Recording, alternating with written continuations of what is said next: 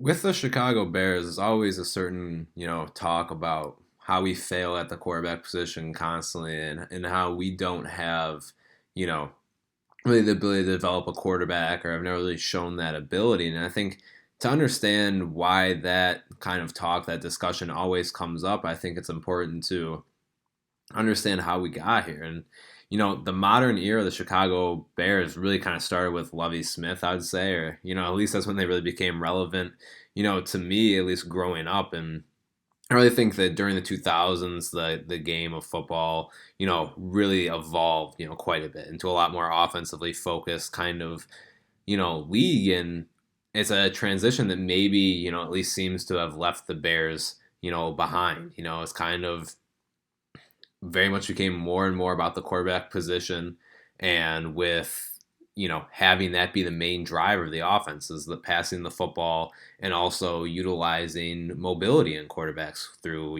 RPOs or bootlegs. All those have kind of come more and more into play. We've seen them before in the past, but not quite in the same patterns that we do now. And it may seem surprising, but our expectations of the Bears have really risen dramatically over the past 3 years. The coaching tenures of John Fox and Mark Trestman were laughable eras that really made for Chicago sports media and sports radio gold. We were enthused by the performances of players like Cameron Meredith, Jordan Howard, in the Fox era, and by Alshon Jeffrey and Matt Forte in the Trestman era. Good players have come and gone, but one constant remains in almost all of these eras: the lack of offensive production. Lovie Smith was known for his defenses, and we had to deal with the likes of Kyle Orton, Rex Grossman, and eventually the fan favorite, Jay Cutler. Lovie brought us the Super Bowl appearance that was really the culmination of the efforts of Brian Urlacher and the rest of that amazing defense, along with an unbelievable year by Devin Hester. When Smith was fired due to basically being caught in mediocrity with a sputtering offense, Mark Trestman came in to fix the offense and make it high flying. Ultimately, though, the Trustman era would live and die with Cutler's ability to get the ball to the receivers and not put it in the hands of DBs. And when this, along with a completely fractured locker room that just led to leaks in the media, when that didn't work out, they would eventually get rid of him and Phil Emery. And, seeing how well going all out on offense didn't work out, they would eventually go to John Fox, who is someone that's kind of more defensively minded and, a lot more kind of a conservative coach. He just kind of had old habits. He'd been coaching, with the Carolina Panthers in the early 2000s and eventually gone on to, lead the Broncos to a Super Bowl, but would not win it. So the Bears kind of just went back for experience because, Mark Trestman was someone from the Canadian Football League, and it was kind of a bit of an experimental coach that really blew up in the Bears' face. While John Fox would bring in fan favorite Vic Fangio, he somehow managed to survive a long 3-13 season, only to be fired in the next year. And during this time, the Bears' offense was really about Jordan Howard in the latter half and Alshon Jeffrey in the early years. It was tough, and these offenses really they flat out sucked. While other teams were innovative massively during these years, the Bears fell farther and farther behind. So they brought in the offensive guru Matt Nagy. Ryan Pace would become GM and would fire Fox to bring Nagy in. And at that point, they already had Mitch Trubisky. From this point, we pretty much know how the story goes. However, we find ourselves always asking the same questions.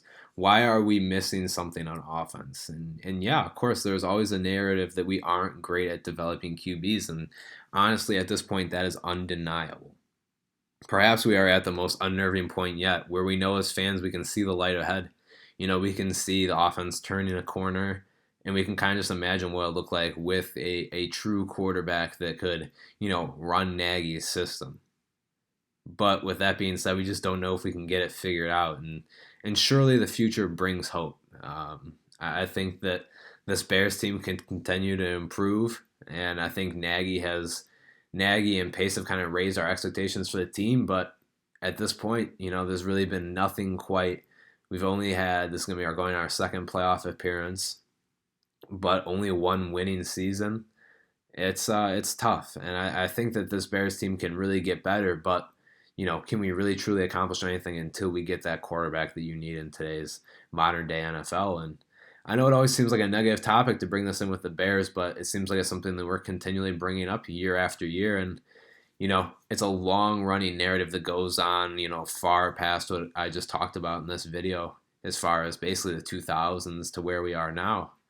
But, something that's been going on a long time for this franchise. I know a lot of people would say Jim McMahon and, there's other names out there. Of course, we have Sid Luckman. You know, there's so much else going on there. But, man, we're always here. And, it's the story of the quarterback position for the Bears really tells you a lot about where this franchise has been and also how the NFL has evolved. And it's really interesting to pair both, the Bears development and the league's development hand in hand because sometimes there's some really big contrast. And, the game of football evolves and you want to make sure that your team is keeping up with that evolution. Thank you all for listening. If you guys like this kind of content, we can bring you more of it. It's just something I like to go back over because it's something that I think about a lot. So hopefully you guys enjoyed it and bear down.